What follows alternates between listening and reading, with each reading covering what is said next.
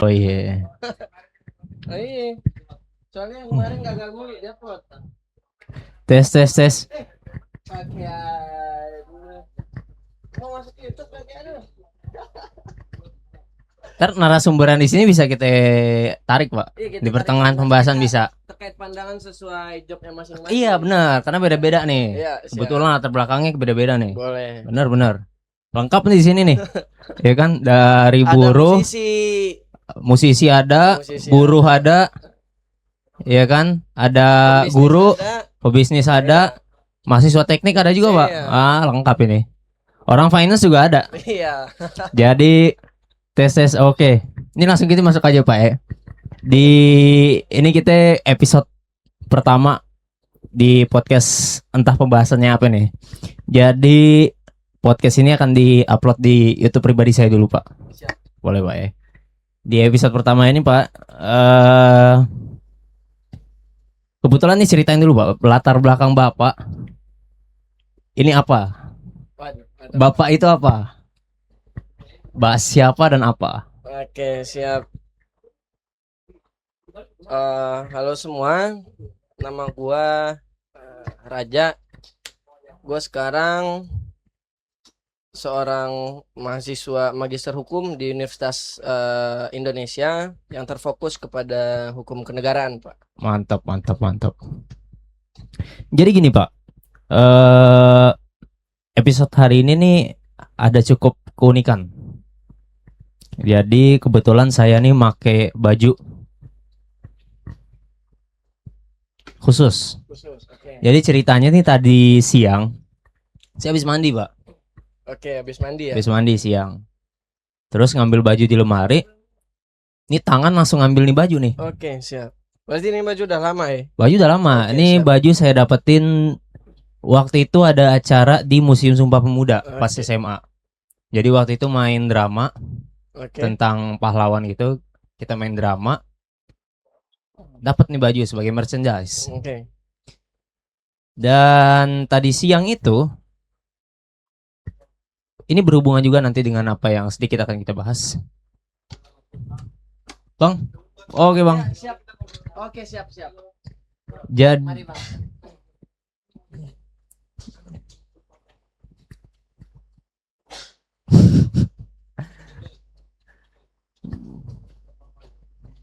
Jadi kebetulan pas lagi saya ngambil baju ini, Pak, saya itu lagi nyetel sidang putusan yang Nadiem Makarim tadi siang. Tadi siang ya? Tadi siang. Oke, siap. Pas saya pakai nih baju, saya teringat. Jadi saya langsung lepas nih baju, saya simpen buat ntar malam kita bakal podcast. Oke, malam ini. Untuk malam ini. Untuk malam ini spesial hari ini. Jadi saya ganti Kalau baju dulu. ingat baju nih, baju kita berbeda jauh nih, Pak. Oh, nggak apa-apa, Pak. Bajunya temanya pendidikan. Saya temanya olahraga nih, Pak. Oh, nggak apa-apa. Nggak apa-apa ya. Kita bisa masuk nanti ke olahraga. Oke, siap. Oke? Hukum keolahragaan. Hukum olahraga bisa juga ntar masuk. Oke, Iya. siap. Apalagi vibes sekarang lagi Pildun. Oke, Bener siap. banget, Pak. Pildun. Brazil menang ya 2-1 ya. Iya, Pak. Jadi kita lanjut, Pak. Kebetulan baju yang saya pakai ini adalah baju tokoh nasional, pergerakan nasional yang bernama Bahdar Johan. Yang bernama Bahdar Johan. Bahdar Johan. Bahdar Yang Johan. Berasal dari Sumatera Barat lagi, Pak. Sumatera Barat. Gak habis-habis kita ngomongin Sumatera Barat sebagai pusat pergerakan, Pak. Oke. Gitu, Pak. Bahdar Johan ini, Pak, fun fact aja, Pak, beliau Menteri Pendidikan dulu.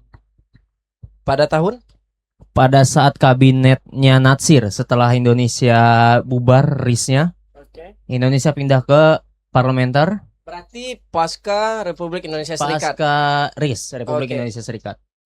Di kabinet pertama, kabinet Natsir, tahun 52-an sekitar segitulah, kalau nggak salah ya. Kabinet kedua siapa, Pak? Saya lupa, Pak. Waduh, saya juga lupa, Pak. Ini sejarah. Lalu skip kabinet Wilopo kalau nggak salah. Nah, beliau menjabat lagi. Jadi Menteri Pendidikan lagi, Pak. Nah, latar belakang beliau ini ternyata, Pak, beliau itu dokter, Pak. Dokter ya, Dokter. Yang jelas-jelas satu-satunya sekolah dokter yang bisa menghasilkan pejuang saat itu adalah Stovia Stovia. Budi Utomo. Budut lagi, saya alumni Budut Pak, kebetulan. Tapi itu hasil dari RSCM juga Pak, apa bukan? Benar sekali. Oke, siap. Beliau Benar ya. sempat menjadi dokter di RSCM juga Pak. Menarik.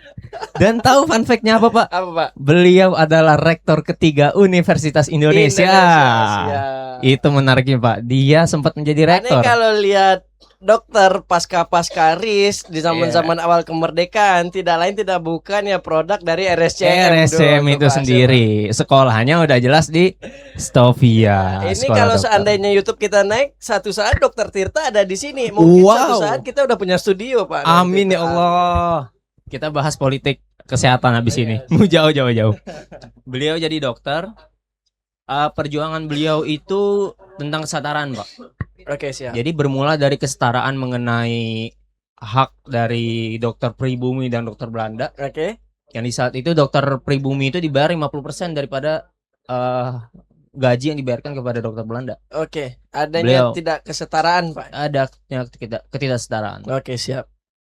Setelah itu beliau melakukan perjuangan mengenai perempuan juga, Pak. Mengenai perempuan, Kesetaraan gender juga, Pak. kesetaraan. Kesetaraan gender. Aduh, ini kadang kita setuju, kadang enggak nih, Pak, sebenarnya, Pak. Terkait yang mana sebenarnya kesetaraan gender, yang mana sebenarnya keistimewaan gender, Pak. Waduh. Wow, tapi itu bahasan lain, Pak. Iya, Ini bahasan, fun fact Pak. mengenai Ini Badar tolong Johan. netizen yang wanita nanti kita masuk klip-klip TikTok nih, Oh, Pak. tenang, Pak. Tenang. Karena ini nggak akan diupload di X.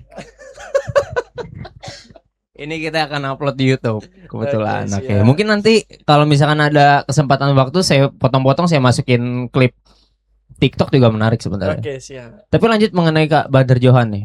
Kenapa bajunya saya pakai, Pak?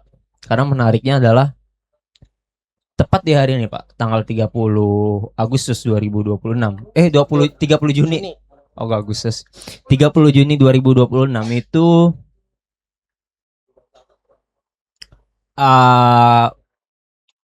tadi sore itu keluarlah putusan sidang. putusan sidang. Ya. Oke.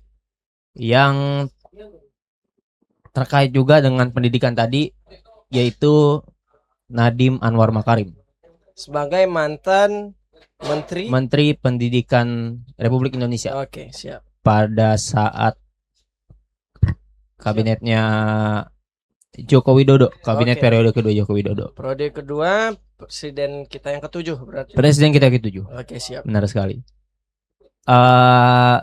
Menurut Bapak, dari yang Bapak pelajari, Bapak lihat segala macamnya, putusan sidang tadi itu dilihat dari kacamata publik ya, terutama sepanjang masa persidangan tuh banyak sekali aktivis-aktivis terutama ya, itu yang mempertanyakan tentang pembuktian di dalam sidang itu sendiri, Pak. Maksudnya di kasus ini tuh apa yang terjadi gitu loh, apa yang memberatkan Nadiem Makarim gitu, Pak.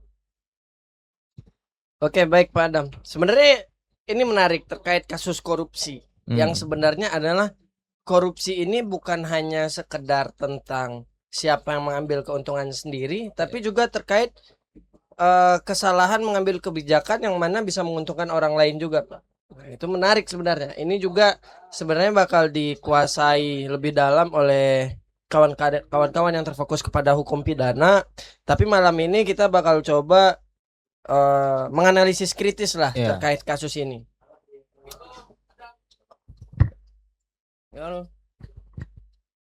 Untuk kasus ini, Pak, kita menarik sebenarnya terkait respon publik. Nah, sebelum kita masuk terlalu dalam terkait tentang putusan Nadiem Makarim ini setelah banding ya Pak, 10 tahun ya? Enggak, banding belum diajukan, Pak. Oh, banding belum diajukan, Ini berarti tipikor tuntutan jaksa Jakarta 18 Pusat. tahun. Tuntutan jaksa kemarin 18 tahun ya. Berarti tuntutan dari hakim, putusan dari hakim 10 10 tahun. Berarti masih ada banding selain. Masih ada banding habis kasasi, Pak. Masih ada upaya hukum berarti kan? Benar sekali. Masih ada upaya hukum. Nah, terkait putusan 10 tahun ini yang diputus oleh hakim, yang mana tuntutan dari jaksanya adalah 18 tahun. segala hal masih mungkin, Pak.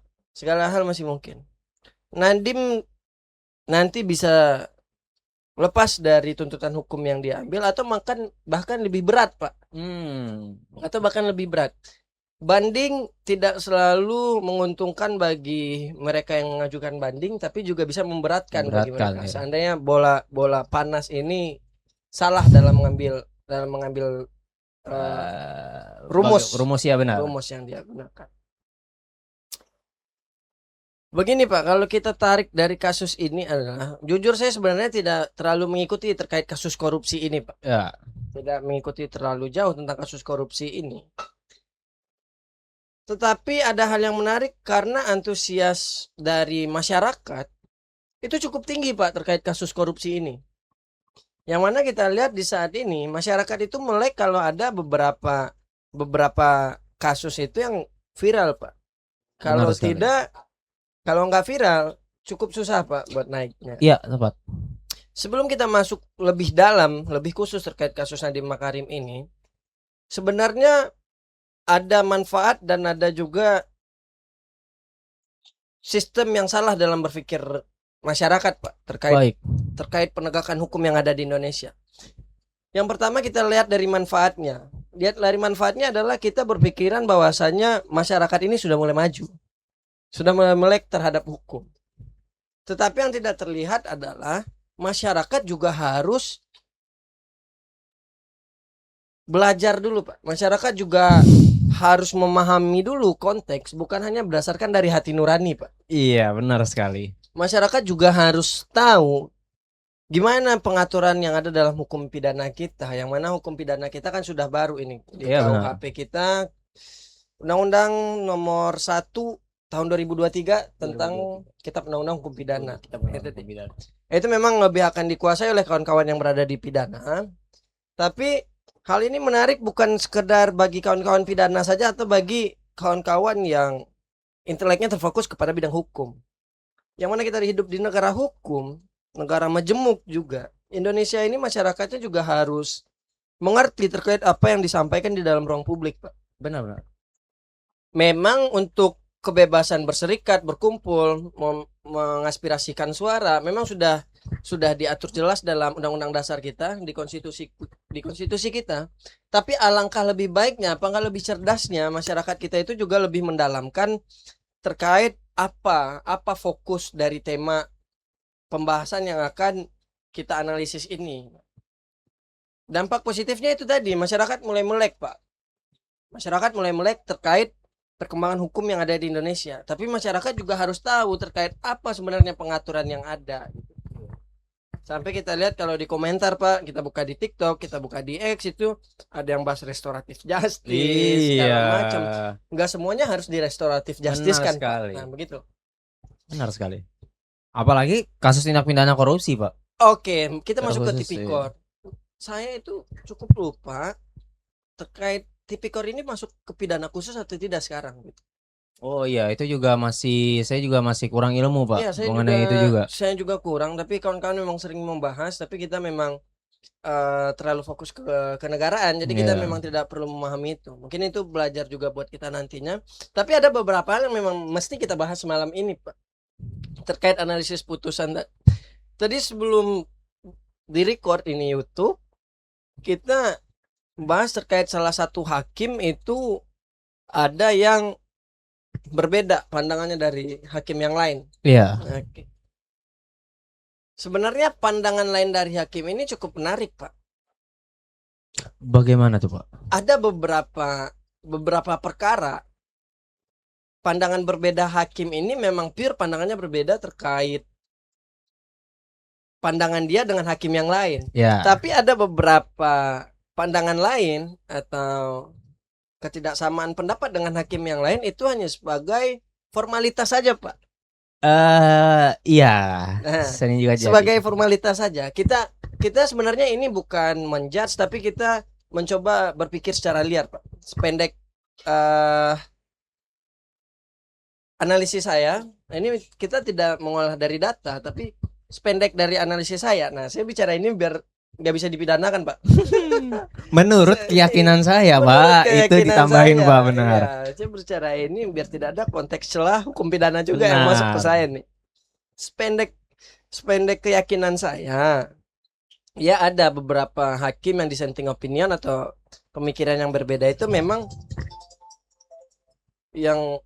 itu tidak sepemikiran dengan hakim yang lain. Ya. Tapi ada beberapa putusan yang saya lihat itu dissenting opinion atau pemikiran yang tidak sama dengan hakim lainnya itu hanya sekedar formalitas. Terkait agar masyarakat melihat oh ternyata ada hakim di PN ini, hakim di Oh iya. ternyata Wah, berbeda.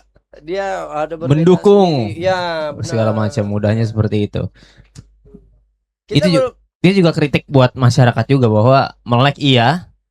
Ya, sebenarnya begini, kita tidak bermaksud untuk menjelekkan beberapa subjek, tapi kita mencoba untuk masyarakat itu jangan selalu memuji ketika kita sama dengan mereka di beberapa hal. Iya. Kadang mereka juga ingin menyelamatkan dirinya sendiri. Benar atau sekali. menyelamatkan institusi mereka. Ya itu untuk masyarakat kita. Nah kita balik ke kasus Nadiem Makarim ini terkait kasus Chromebook, pengadaan laptop ya Pak, apa komputer? Pengadaan laptop.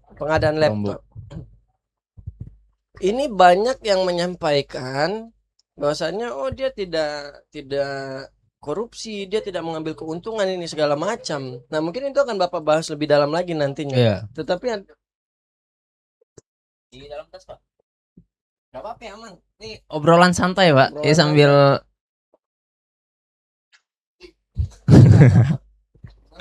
dalam tas. Jadi masyarakat juga harus tahu bahwasannya korupsi itu tidak hanya tentang keuntungan pribadi. Iya, benar sekali. Mungkin ada salah ambil kebijakan atau beberapa hal yang diputus atau disahkan itu memang tidak sesuai dengan hukum. Iya. Melanggar hukum, melanggar norma. Walaupun dia tidak mengambil keuntungan, Pak. Kita tarik saja ke pidana yang lain. Contohnya dulu sebelum ada KUHP yang baru, itu ada kebakaran lapas, Pak. Kebakaran lapas sehingga napi yang ada di dalamnya meninggal ya. Terus ada beberapa polisi lapas yang dinyatakan sebagai tersangka waktu itu. Saya nggak memahami lebih lanjut, tapi saya melihat berita sekilas bahwasannya ada kelalaian dalam bekerja gitu loh Pak. Karena ya sebenarnya kalau kita tarik lagi, ya ini namanya napi, kalau kita buka dia pasti kabur gitu loh. Iya. Tapi ya itu hukum yang mengatur, kita tidak tahu bagaimana kelanjutannya. Tapi poin utamanya adalah memang ada beberapa kelalaian kerja dalam hukum pidana sekalipun, kelalaian kita bekerja sehingga menyebabkan kematian bagi orang lain, itu dipidanakan. Itu Pak. Dipidanakan, nah, benar sekali Pak.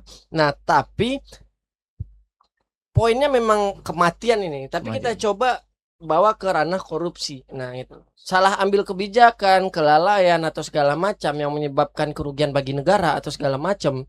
Nah, itu harus kita cek lagi. Nah, ini pandangan saya secara pendek Pak, karena sejatinya saya memang belum membaca secara rinci ini kasusnya. Mungkin sebelum kita take video ini kita udah lihat sekilas, tapi memang kita belum bisa menyimpulkan secara analisis kritis yuridis kita Pak. Nah, ini menarik Pak. Kita lihat lagi terkait kasus ini. Di sini saya bukan bermaksud sebagai subjek yang membela negara atau membela hakim terkait Nadiem harus diputus, karena mungkin narasi yang saya sampaikan tadi sedikit mengiring ke arah tetap harus pemidanaan secara yuridis. Tetapi maksud saya adalah kita bakal bedah kasus ini malam ini, tapi kita lihat apakah memang terjadinya korupsi, apakah Nadiem Makarim mengambil keuntungan atau Nadiem Makarim tidak mengambil keuntungan tapi bisa merugikan negara terkait kebijakannya. Nah, itu kita harus bisa membedakan dulu di awal bagaimana korupsi yang secara pribadi mengambil keuntungan, yang mana korupsi menyebabkan kerugian negara terkait keputusan yang salah diambil, Pak. Iya. Oke. Atau kurangnya pengawasan kita terhadap keputusan yang diambil oleh pemangku kebijakan publik ini. Nah, betul. Itu juga. Iya, tapi fun fact menarik kasus ini Pak. Tadi saya sempat mungkin ada setengah jam gitu full mendengarkan putusan hakim, dan kebetulan putusan hakim yang saya dengarkan ini tepat di saat dissenting opinion. Oke. Peralihan lah antara hakim yang dissenting opinion dengan yang uh, memberatkan putusan ini. Jadi ternyata bahwa di dalam kasus ini ditemukan bahwa 5 bulan setelah kebijakan pengadaan dari Chromebook ini diambil, Pak, ternyata 5 bulan setelah kebijakan Chromebook ini diambil, PT Karya Anak Bangsa selaku perusahaan yang juga dimiliki oleh Nadiem Makarim yang dia dirikan juga, Pak, itu mendapat investasi pasca pengadaan Chromebook ini, yang mana investasi tersebut berasal dari Google. Dari Google ya. Google. Yang secara Chromebook ini adalah produk milik Google. Jadi itu yang memberatkan. Gitu. Goto atau PT Karya Anak Bangsa ini kan IPO gitu. Di saham publik itu diluncurkan tuh sekitar tahun 2022. Sedangkan investasi ini masuk tahun 2021. Ini valid ya? Valid. Ini valid dalam keterangan sidang disebutkan seperti itu. Jadi itulah poin yang diajukan oleh kejaksaan gitu mengenai siapa yang menguntungkan siapa, yang kerugiannya itu menguntungkan siapa ya. Ternyata seperti itu, Pak, di dalam persidangan. Itu yang menjadi pandangan dari hakim untuk ngambil keputusan bahwa oh iya ini ada tindak pidana korupsi. Begitu. Bahwa ini tidak bisa dipisahkan gitu loh. Menurut pengadilan, kalau misalkan si Chromebook yang dibeli ini menguntungkan pihak Google, lalu pihak Google ini ada ada ngasih investasi kepada perusahaan yang dimiliki oleh menteri itu sendiri. Itu yang jadi memberatkan. Dan poin yang selalu dibawa oleh pihak Nadiem Makarim bahwa memang tidak ada kerugian negara dikarenakan ini adalah keputusan yang benar gitu loh. Berarti tidak adanya kerugian negara terkait keputusan terkait dari kebijakan Nadiem Makarim menurut tim hukumnya Nadiem Makarim gitu. Kenapa menurut dari tim hukum Nadiem Makarim tidak ada menimbulkan kerugian, Pak, kepada negara? Satu, bahwa si pengadaan Chromebook ini tuh satu nggak ada markup harga, ya kan? Karena semua proses itu legal dan sesuai dengan aturan yang ada melalui e-budgeting LKPP, ya kan, lembaga pengadaan barang oleh negara itu. Setelah itu bahwa yang selalu di battle adalah bahwa kenapa Chromebook itu kan dari awal kan, sedangkan sedangkan prosesnya ini dianggap memang kurang transparan menurut jaksa gitu segala macam. Jadi itulah yang menjadi pemberat untuk dari Makarim gitu dari keputusan sidang itu, istilahnya begitu, Pak. Tapi melihat dari kasus ini, Pak, mau bagaimana ini fakta di lapangan, memang ada indikasi bahwa menguntungkan satu pihak. Tapi ini kalau saya melihatnya ya, Pak, ini akan jadi presiden buruk untuk di kemudian hari gitu, Pak. Kenapa, Pak? Karena apa yang terbentuk di publik sekarang itu, Pak, ya sudah terjadi ya bahkan, dan tidak publik kita, publik luar juga, bahwa oh ada teknokrat masuk ke dalam pemerintahan kita melakukan tugasnya sebagai menteri dipidanakan, Pak. Pasca dia selesai menjabat. Berarti di sini saya pengen tahu nih Pak terkait analisis Bapak terkait putusan hakim. Apakah terkait putusan hakim dan tuntutan jaksa juga? Menurut Bapak apakah Nadiem Makarim dinyatakan secara sah dan meyakinkan sebagai terpidana korupsi atau tidak? Dan bersama Rizannya juga pastinya. Iya. eh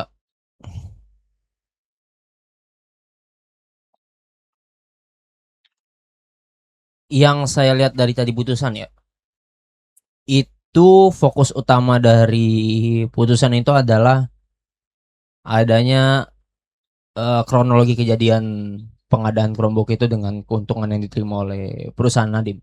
Itu yang difokuskan. Tapi kalau menurut saya pengadaan Chromebook sendiri, kalau saya ya berfokus pada benar atau enggak sih nih Chromebook itu diadain atau pakai laptop lain atau pakai ini lain. Oke, tapi terbukti gimana? Terbuktinya, Memang ada atau tidak? Saya nggak mendalami itu, Pak. Oke, oke. Karena tadi yang memberatkan itu Oh. ada kronologi bahwa Chromebook ini dibeli melalui keputusan Nadiem. Belinya itu yang menguntungkan Google. Google ngasih investasi 5 bulan setelah itu ke Goto. Nah, itu yang jadi memberatkan. Itu yang terjadi. Dan ya ini ditekankan kepada Menteri Pendidikan. Karena yang unik dari kasus ini adalah apa? Nggak pernah sebelumnya ada kasus yang kayak begini sih, setahu saya, Pak. Karena sekalinya ada korupsi gitu loh di ranah pendidikan. Terakhir itu ada korupsi di ranah pendidikan tuh apa ya?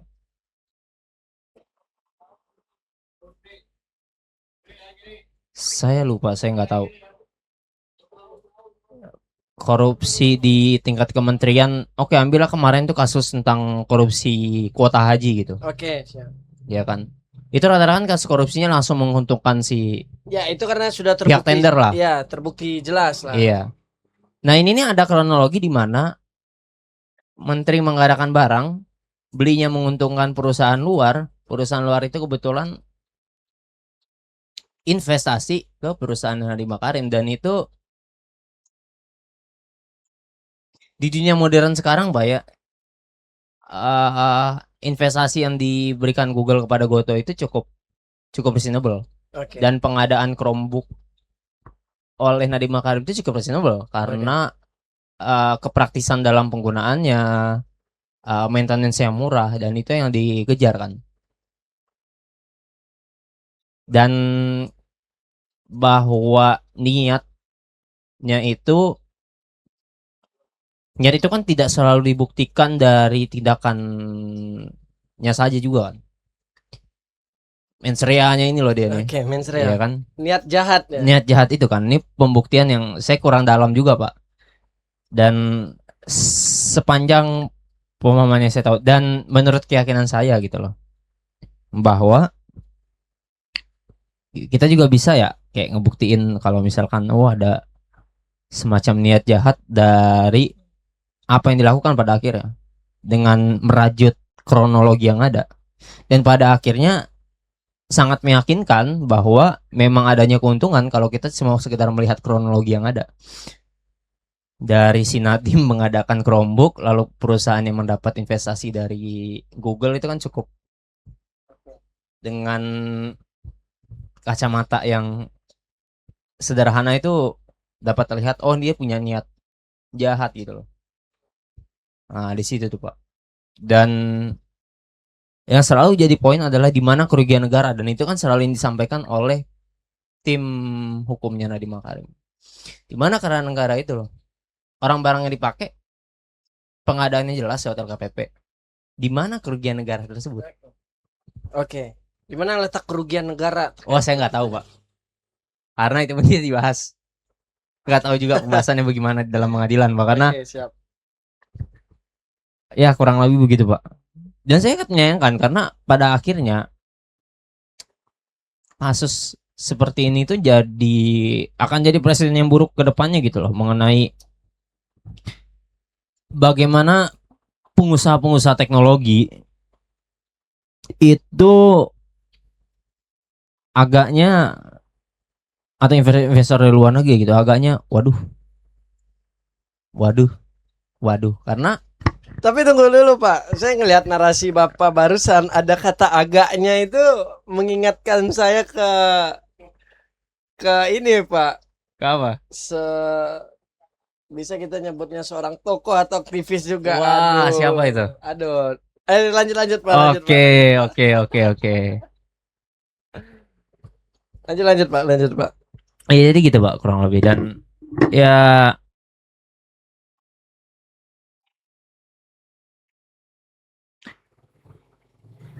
buat saya sih, kita lihat nanti bagaimana banding yang akan diajukan oleh Nadiem Makarim ya. Bagaimana Mahkamah Agung, Supreme Court ini melihat apakah putusan yang diputuskan oleh Pengadilan Tinggi Jakarta Pusat itu benar-benar, ya itulah pokoknya.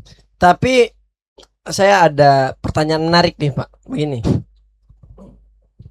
Terkait kasus korupsi ini. Apakah Bapak pernah baca atau Bapak pernah lihat atau bahkan mungkin Bapak pernah analisis terkait semacam korupsi semacam ini tapi mungkin di negara lain, Pak? Kita coba komparatifkan. Kita coba komparatifkan ya. Oke.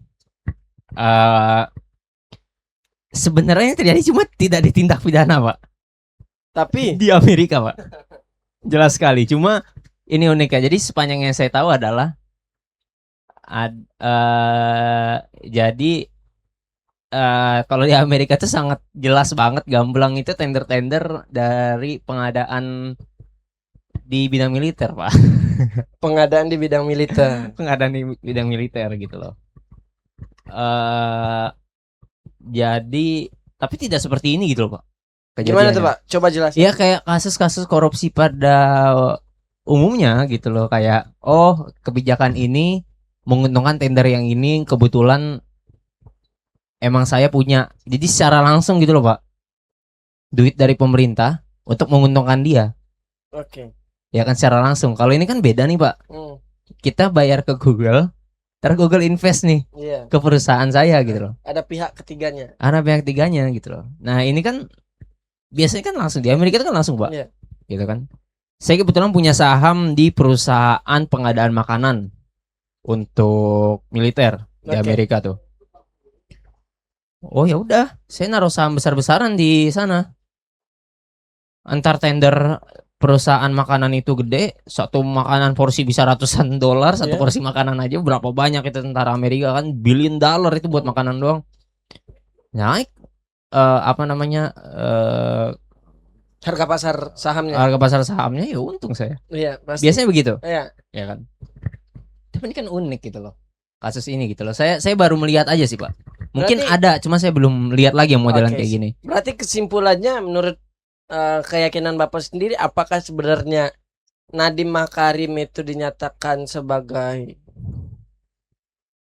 pelaku tindak pidana korupsi atau tidak? Itu aja. Menurut saya, Menurut keyakinan Bapak. Menurut Ini kita coba tarik keyakinan saya. kesimpulan di YouTube kita malam oke. ini. Menurut keyakinan saya, Nadiem Makarim tidak bersalah. Menurut pandangan Bapak, Nadiem Makarim tidak bersalah. bersalah. Berarti kenapa, apa ya?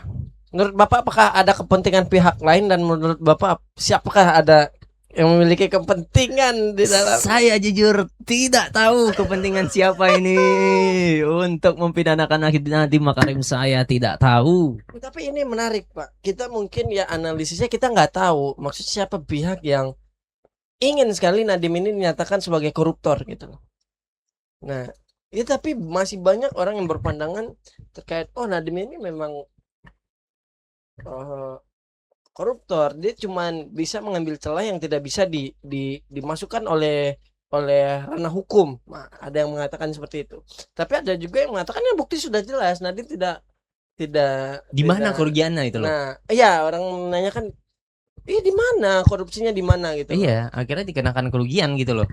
Iya. Dengan catatan bahwa ini ada menguntungkan. Iya. Wow, logika macam apa itu ya? Logika macam apa itu ya? Wow. Ya begitulah. Karena ya bakar-bakar hukum yang sebelumnya kan megang kasus dia gitu, Hotman Paris kan bilang kan, "Ya, tim hukum Nadiem Makarim fokus aja gitu loh ke kerugiannya apa." Dan ternyata benar kan, apa yang diputuskan arahnya lebih ke kronologi kejadian, kalau misalkan setelah pengadaan ini ada keuntungan untuk perusahaan Nadiem Makarim. Sebagus-bagusnya sebenarnya kuasa hukum Nadiem untuk kasus ini sebenarnya Hotman Paris berarti Pak ya. Terkait bagaimana pembuktiannya Saya tidak di tahu. persidangan Saya tidak dan tahu. unsur-unsur lainnya. Tapi menurut saya mungkin pilihan yang sangat baik ya, karena harganya mahal dan ini tindak pidana korupsi gitu, bukan tindak apa namanya, bukan perdata yang biasa Berarti dilakukan. tapi ada masuk ke perdata juga nih, bisa kita tarik ke perdata juga nih Pak. Terkait Iya karena perbuatan melawan hukum ya berarti ya yang dilakukan oleh Nadiem ini ya. Nadiem. Tapi kita nggak tahu apakah skalanya itu memang gede atau enggak. Tapi harusnya memang gede. Tapi ya itulah terkait kasus yang ada di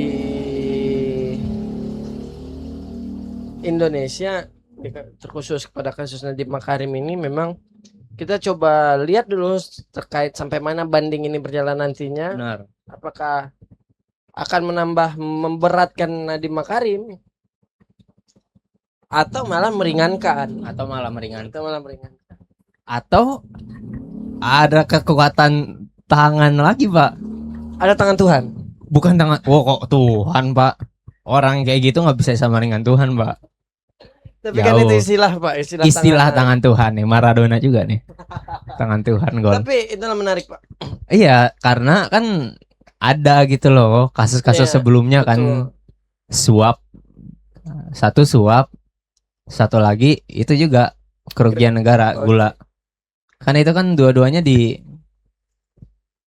ada gratifikasi dan gula ya. Iya, dua-duanya bareng. Yang ini kita nggak tahu kan. Kita nggak tahu karena pemerintahan sekarang kan suka show off ya. Wah, saya pahlawan hukum. Iya, banyak banget. Kejadian kan kemarin gitu kejadiannya Pak. Iya benar. Iya kan. Mungkin paling kita lagi-lagi dan lagi menyampaikan, mungkin kawan-kawan yang menonton harus lebih melihat bahwasannya bukan siapa yang menyampaikan tapi apa yang disampaikan sebenarnya. Kita menekankan lagi, memang kita di sini bukan orang yang pintar atau orang yang memahami hukum secara keseluruhan, tapi kita menyampaikan terkait apa berita yang terjadi, apa kasus-kasus yang muncul di kalangan masyarakat, atau ada pengalihan isu yang ada di masyarakat. Karena kita di tengah-tengah nih Pak. Iya, antara pakar enggak, yang benar-benar masyarakat secara umum juga enggak begitu. Cuma kita tuh kayak penyambung aja gitu antara masyarakat umum yang enggak begitu melek hukum sama kita juga bukan pakar yang. Iya, kita juga bukan pakar dari hukum pidana, pakar dari hukum perdata. Kita juga orang yang masih study juga. Dan kita juga, maksudnya suara kita juga bukan berarti tidak valid juga gitu. Karena terlalu banyak suara antara yang pakar dan tidak pakar gitu loh. Dan ya saya anggap sih kita sebagai penjembatan aja sih Pak. Kita jembatan. Sebagai tetap semua kasus hukum yang terjadi di Indonesia itu, kontribusi masyarakat itu penting Pak. Jadi masyarakat juga harus pintar terkait apa kasus yang terjadi di Indonesia, dan kita memastikan bukan berdasarkan hati nurani saja, tapi kita memastikan sebagaimana hukum ini tetap berjalan pada kitanya. Kitanya itu. Benar. Kita mencoba menyampaikan itu bukan berarti meniat untuk menggurui ya Pak ya, pastinya bukan berarti untuk menjudge sesuatu. Masa kita menggurui pengadilan, marwahnya gimana Pak? Nggak bisa. Karena kasus ini pengadilan buruk sekali, kita nggak bisa. Enggak, tapi maksudnya di sini kita coba memastikan masyarakat tetap pada jalur yang benar, sehingganya tidak terjadi kesesatan berpikir atau kegagalan dalam bernalar. Mungkin disebut orang sebagai logical fallacy mungkin Pak ya. Jadi mungkin itu dari kami malam ini terkait kasus Nadiem Makarim. Ya memang masih belum terlalu khusus karena kita memang cukup sulit mengidentifikasi kasus yang belum selesai terkait apa saja yang mesti kita bahas. Tapi sepertinya mungkin ini ada beberapa part yang harus dipotong karena kita kedatangan juga seorang tamu kita, Muhammad Raihan Akbar. Oh, benar sekali. Dia lagi memarkirkan motor. Lagi parkir motornya. Tamu khusus ini tentang ekonomi ya, ekonomi. Tapi ya begitu ya, maksudnya apa yang kita bahas dari tadi ini, Pak, tidak seperti masyarakat pada umumnya yang sangat membahas tentang dramanya yang Nadiem Makarim sampai, maka saya sebut di tengah-tengah tadi adalah ya kita tidak membahas tentang bagaimana drama Nadiem Makarim yang sampai memelas-melas, nangis-nangis, tapi kita juga tidak melihat dramanya, tapi kita mengidentifikasi dan analisis kritis dari kasusnya. Dan kita juga tidak seperti Pakar juga penjelasan iya, tadi, benar. Pak. Simplifikasi juga jatuhnya. Tapi kita cuma mencoba untuk menganalisis kritis. Itu, seperti yang saya sebutkan tadi, kita sudah kedatangan, Pak. Barusan saya sebutkan kita sudah kedatangan rekan kita dari seorang ekonom juga, Pak. Ekonom finance di Tanah Abang. Di Tanah Abang, Cipadu dan Tamrin juga, Pak. Ya. Mari kita sambut Muhammad Raihan Akbar. Sup, men? Jangan masuk sini, Pak, tengah, Pak. Di tengah.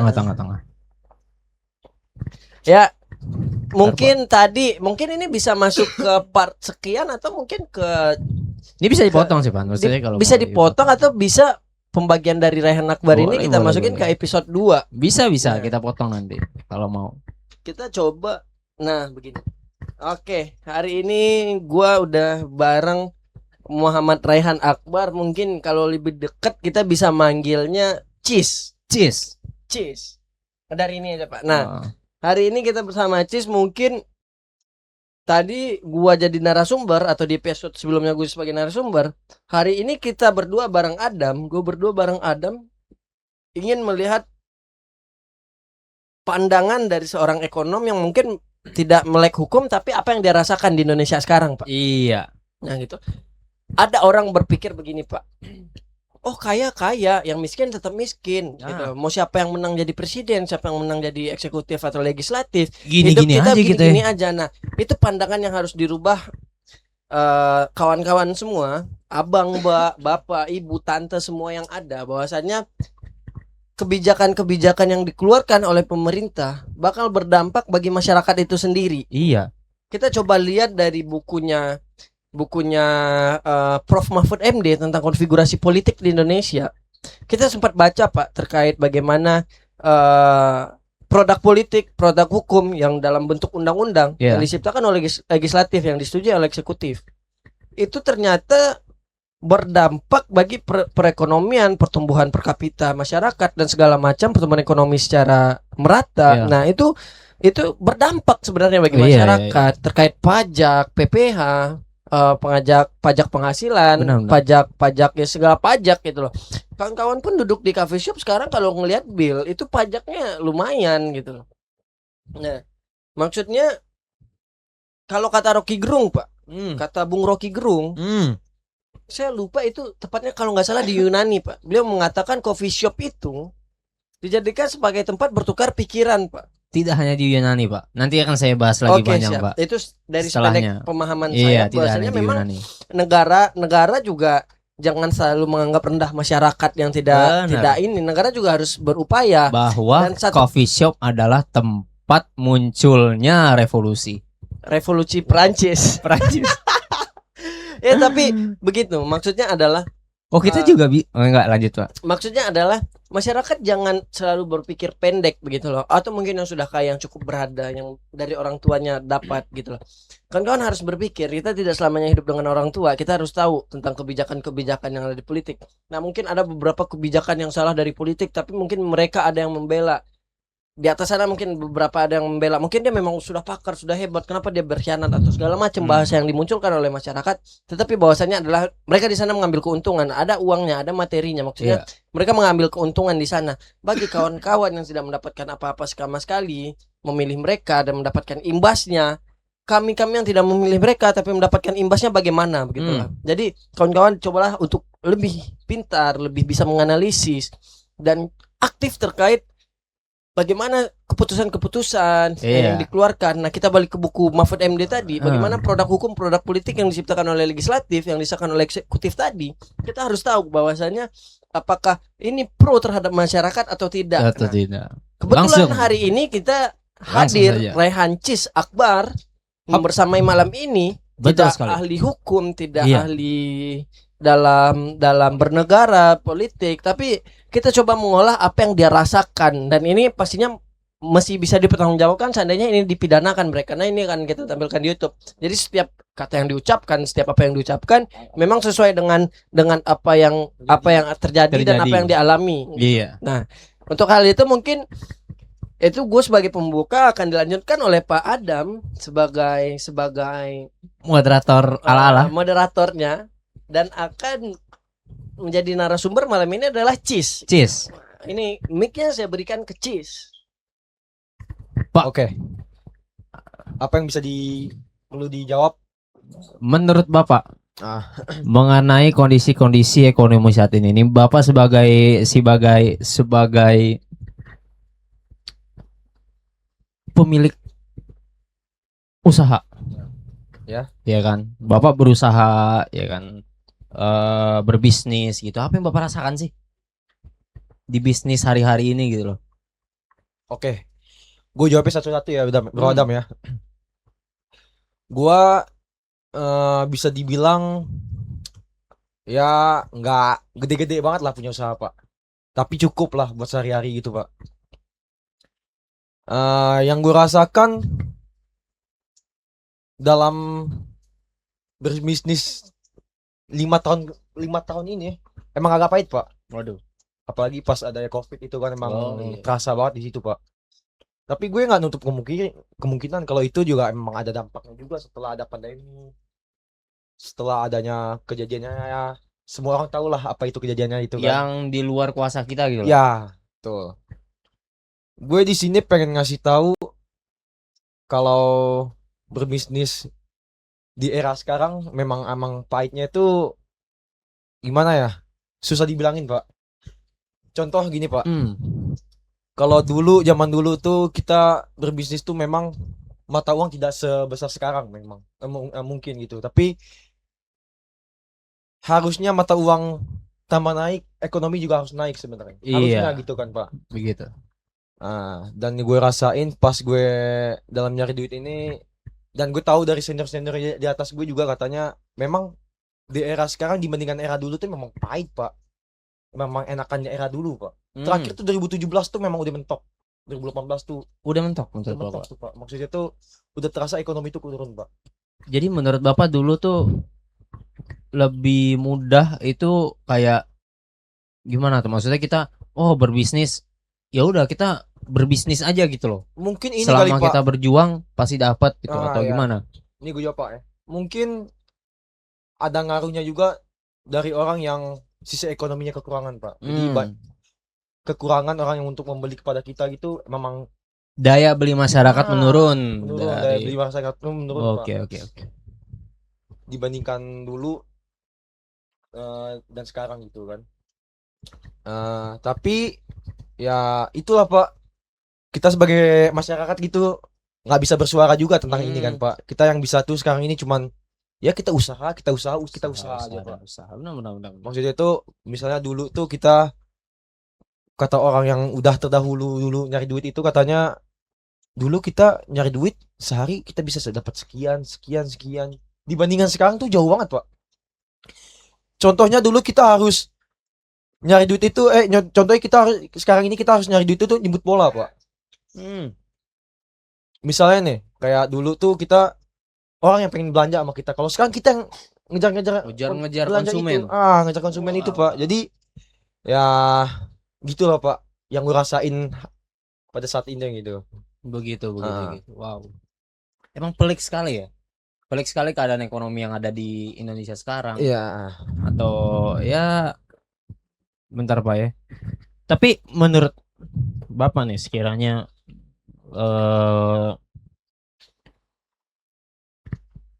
kalau dari yang Bapak lihat, kenapa kok Bapak rasakan itu loh? Maksudnya Bapak sendiri kan konsumen sekaligus pemilik usaha juga gitu jatuhnya. Dan apakah Bapak sebagai konsumen pun juga merasakan, oh saya mending hemat duitnya dan tidak perlu belanja spend gitu ke pasar atau gimana Pak? Kalau buat saat ini mendingan buat berhemat sih Pak. Soalnya kita nggak tahu ke depannya kita gimana kan. Emang nggak ada salah kita berhemat tuh, dari dulu kita nggak salah ya Pak. Kalau Iya, berhemat itu Pak. kalau itu Maksudnya ya. itu eh kita dapat duit, sebagian kita dapat kita tabungin gitu, kita hemat, kita nggak keluarin spend terlalu banyak gitu, sesuai keperluan aja gitu Pak. Iya, Apa yang perlu kita keluarin, yang nggak perlu banget untuk tidak penting gitu nggak tidak kita penting. keluarkan gitu Nggak kita Pak. keluarkan gitu ya. Dan karena kita tahu sekarang lagi kayak gini gitu Kak Pak. Iya, iya. Sekarang mah kalau di pasar orang bilang alhamdulillah aja Pak, dapat segini alhamdulillah, dapat segitu alhamdulillah. Jadi ya kita bersyukur aja gitu Pak. Tapi kan kita mau gimana lagi gitu kan Pak? Ya nggak? Emang jalan utama sekarang ini bersyukur Pak. Bersyukur. Apa yang tadi? Ajak ngobrol AI. Gitu sih Pak. Itu yang Bapak rasakan sebagai pengusaha sekarang gitu Pak. Betul. Sebagai konsumen juga Bapak ngerasakan Ya. bahwa oh saya juga nggak bisa spend sebanyak itu juga. Soalnya gini Pak ya. Kayak orang daerah, orang luar daerah maupun dalam daerah, sekarang itu kayak belanja itu buat dijual lagi tuh yang perlu-perlu aja gitu Pak, nggak sebanyak dulu gitu. Misalnya dulu tuh kita bisa dapat uang 10 juta 20 juta, kalau sekarang mungkin setengahnya atau enggak seperempatnya gitu Pak, dibandingkan dulu gitu Pak ya. Karena emang nampak ekonomi jauh itu emang terasa banget Pak dibandingkan dulu pada sekarang Seperti gitu, itu Pak. ya. Jadi ya gitu, kita bersyukur aja sih Pak. Bersyukur saja ya. Berapa benar, dapat benar, kita benar. bersyukur gitu Pak. Benar, benar, Alhamdulillah gitu Pak. Dibandingkan kita ya bersorak-sorak nggak jelas, Iya, iya, iya. kita usaha yang penting kita ada usahanya kan. Benar, saya setuju tuh. Usaha Soalnya aja. kayak banyak di luar sana kan dia cuman modal sorak-sorak, modal-modal bacot, tapi dia memang nggak ada usahanya gitu. Memang ya jatuhnya tuh ikut-ikutan aja gitu lah Pak. Dan gue merasa apa yang terjadi itu ya usaha aja gitu Pak. Hmm. Itu memang perlu banget itu Pak. Tapi menurut Bapak, adakah dari Bapak yang Bapak rasakan saat ini tuh loh? Adakah hubungannya dengan kebijakan yang pemerintah ambil gitu? Dari sepemahaman Bapak aja gitu. Maksudnya ada nggak sih dari yang Bapak rasakan ini loh? Oh ternyata pemerintah kurang tegas dalam mengambil hal ini. Oh pemerintah mengambil kebijakan yang menguntungkan pihak ini aja gitu loh, yang Bapak tahu, sehingga ya ekonomi sendiri ya udah gini-gini aja atau gimana gitu Pak? Kalau dibilang ada pasti ada lah Pak. Pasti ada. Contoh dari pajak Pajak. pengiriman, dari pajak upah jahit, dari pajak toko, sewa listrik, itu naik semuanya Pak. Naik semuanya.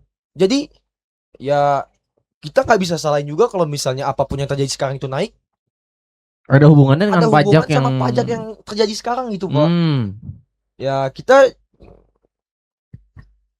gini ya Pak, manusia kan juga kita kalau belanja itu kan juga nggak mau kena mahal juga. Iya ya benar. Tapi apa boleh buat kalau misalnya sekarang pajak lagi naik, otomatis kita jual lebih mahal. Dan ya kayak gitulah. Dan pajak yang lebih naik ini Bapak rasakan nggak gitu manfaatnya sebagai warga negara gitu? Baliknya gitu, sebesar apa manfaatnya Bapak bisa rasakan gitu? Maksudnya dari kebijakan pemerintah sendiri, pajak naik gitu, tapi benefit apa yang Bapak dapatkan juga dari pajak yang naik ini gitu, yang Bapak rasakan? Jujur adanya pajak naik ini nggak ada yang kita rasakan sih Pak. Nggak ada berasa sama sekali Pak. Maksudnya itu malah tambah beban di kita Pak. Nggak memudahkan Anda dalam berusaha. Seharusnya sesuatu yang naik itu pasti berimbang gitu Pak. Yang kiri naik pasti naik, kanan naik. Iya. Yang tengah naik pasti atas naik, bawah naik atas naik gitu. Harus balance gitu apa yang naik. Apa yang kita keluarin sama yang kita dapat. Itu. Menurut gua kalau misalnya pajak naik itu nggak ada pengaruh di kitanya Pak. Malah itu justru lebih mempersulit pedagang Pak. Jadi Pak. Biasanya kita dapat pajak segini, kita bisa jual up lebih tinggi. Oh iya. Sedangkan sekarang kita dapat pajak yang lebih mahal. Iya. Belum tentu kita bisa jual mahal Pak. Iya, padahal kan bisa aja kalau pajak naik Wow, biaya pengiriman bisa diturunin nih Itu, dengan harga BBM lebih itu, murah. aduh. Oh, bisa diturunin nih. Iya, iya, iya. Harusnya begitu, Pak ya. Harusnya ya. Tapi nggak ada benefit Nggak sebesar banyak itu. benefit sama sekali ke kita gitu. Malah sekarang naik, Pak. Nah, 16.000. dan Wow. itu sangat berpengaruh. Opsi pengiriman itu sangat pengaruh, Pak. Pengaruh ya. Kita kan juga ngeluarin penaran kan dari bensin juga kan, Pak. Mm-mm. Jadi ya kalau misalnya dibilang pemerintah bijak, nggak tahu kita apa yang terjadi sekarang itu. Iya.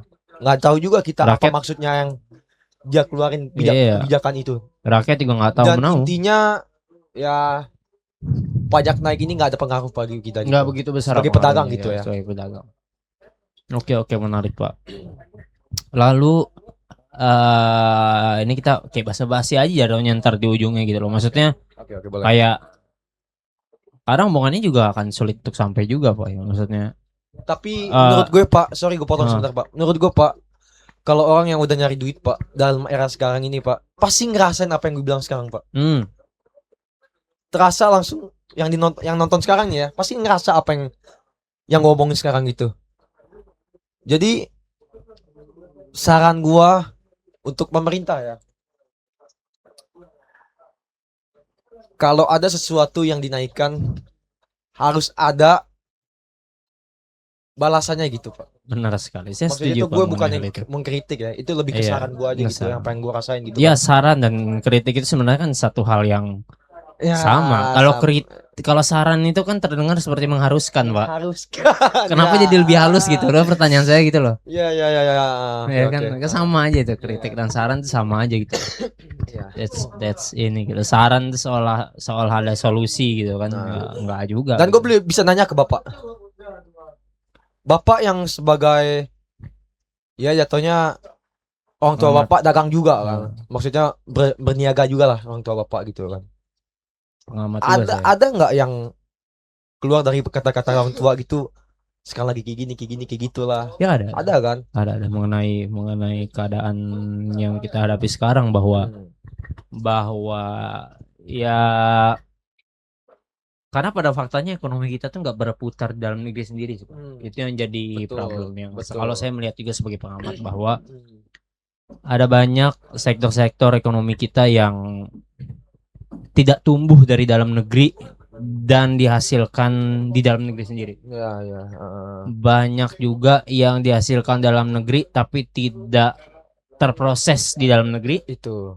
Ada juga yang tidak tumbuh dari dalam negeri tapi terprosesnya di dalam negeri. Ya, itu Pak. Itu gambaran besar ya. Maksudnya betul. ya penonton juga pasti paham lah gitu kan, kayak Nggak usah perlu dijelaskan lebih detail lah, tapi iya, mungkin sedikit aja ya. Kayak contoh ya, Pak. Contoh, Pak. Kita membahas tentang pakaian garment. Ya. Industri tekstil kita. Bahan bakunya tidak berasal dari dalam negeri. Betul. Diolahnya ada yang di dalam, ada yang di luar. Ya. Kita membeli. Jadi rantai supply chain segala macam itu nggak full dalam negeri sendiri, itu jadi problem. Atau ada bahan baku dari kita ekspor, diproses di luar negeri, balik dengan nilai yang tambah. Tanpa nilai tambah itu punya korelasi dari sini, Pak, langsung aja, Pak. Aman aja, tidak begitu berkorelasi dengan ekonomi kita. Dan ya itu keadaan yang kita hadapi sebagaimananya sekarang ini kita hadapi, Pak. Kayak saya melihat emang banyak sekali jargon-jargon pemerintah untuk hilirisasi ya. Apa yang kita punya kita produksi dalam negeri lalu kita cairkan. Kalau kata presiden kan nanti kekayaan segelintir orang akan jatuh sedikit demi sedikit, dan dasmu di belakangnya. Kayak itu ya. Kebalikan karena ujungnya presidennya bilang sendiri dasmu. Itu dia, Pak. Itu dia yang mengerikan dari pemerintah sekarang. Jadi begitulah kurang lebih. Tapi juga ya gue juga gak ngerti apa yang terjadi sekarang tuh, juga gak ngerti, Pak. Maksudnya tuh dari kacamata masyarakat umum nih ya. Iya, nyampe orang tua gue tuh bilang kayak ekonomi sekarang tuh memang gak worth it banget, Pak. Kita buka pagi, tutup malam. kita usahanya tuh lebih gila gitu. Dulu mungkin usaha kita nggak segila sekarang, tapi pendapatan digital itu lebih gila daripada dulu dibandingkan sekarang, Pak. Oh, pendapatannya mungkin duitnya bisa lebih banyak Lebih sekarang. banyak kan? Tapi apa yang harus kita keluarkan juga nggak sebanding. Nggak dengan- sebanding, iya Iya, iya. betul. Karena mungkin ya dulu lah contoh pedagang gitu kan, sebulan kita bisa omset mungkin Nah, biasanya 20. tuh kalau pedagang tahu kita ada target plan gitu, sebulan kita dapat segini Iya. untuk tutup upah jahit, untuk iya, segala pengiriman, macam. segala macam gitu. Iya, contoh bersih kita sebulan dapat 10 gitu. Nah, 10 dan sekarang juta. melonjak jauh, kita nggak kekejar sama plan itu, Pak. Nggak Target-target kejar. kita tuh Iya. nggak kekejar Mungkin gitu. sekarang mungkin 15. 15. Cuma harga yang lainnya juga Itu- lebih gila itu lagi, dia, nggak Pak. sebanding. Heeh. Iya, benar-benar. Itu menarik. Ya. Jadi ini Bapak rasakan Pak ya Ya, dari kacamata sebenarnya ekonomi. banyak banget yang pengen gue sampaikan, tapi mungkin kalau misalnya kita bisa bahas gitu lebih panjang gitu, Pak. Iya benar. Takutnya gue ngomong kemana-mana. Ini gitu, pas Pak. sudah sejam Pak. Betul. Iya, buat episode pertama ini menarik. Sama ya. Saya berterima kasih juga untuk Bapak ya melihat pandangan sama-sama, dari Pak. dari Sama-sama, masyarakat umum. Karena tadi kita bahas tentang hukum, Ah. bagaimana negara itu bisa bertindak di ranah hukum. Lalu ini dari kacamata warga negara biasa gitu kan, terutama pengusaha Heeh. melihat apa efek yang didapatkan oleh masyarakat gitu loh dari kebijakan-kebijakan pemerintah tentunya. Oke Juga- teman-teman. Gue juga terima kasih juga udah bisa diundang gitu, bisa menyuarakan gitu, bisa apa yang gue rasakan gitu gue kasih tahu gitu. Unek-unek dikeluarin. Ya jatuhnya kita menyampaikan apa yang Teman-teman juga rasakan di sini. Rasakan Ini gitu ada kan, beberapa orang juga di sini Ya. kebetulan kan. ah Jadi seperti itu Pak ya. Ini karena udah sejam. Ya, Ada baiknya oke. kita akhiri saja. Saya terima kasih kepada Vikom Maharaja tadi yang sudah menjadi narasumber di sesi pertama mengenai hukum. Saya berterima kasih juga kepada Rehan sama-sama Pak. alias Cis yang Sama-sama. sudah memberikan pandangan dia Oke. mengenai ekonomi. Ya, Ya kan nanti ekonomi. di next part kita bisa bahas tentang yang lain gitu. Apa Pak? Kisi-kisi Pak. Kita bakal bahas next part tentang masuknya barang impor ke negara Indonesia. Itu boleh. Tapi jangan sekarang ya. Jangan tunggu sekarang. nanti. Tunggu nanti pembahasan selanjutnya. Biar Oke. kita ada bahasan-bahasan juga. Oke, betul Pak. Menarik. Terima kasih. Sama-sama Pak. Oke, wassalamualaikum. Mantap. Salam hidup.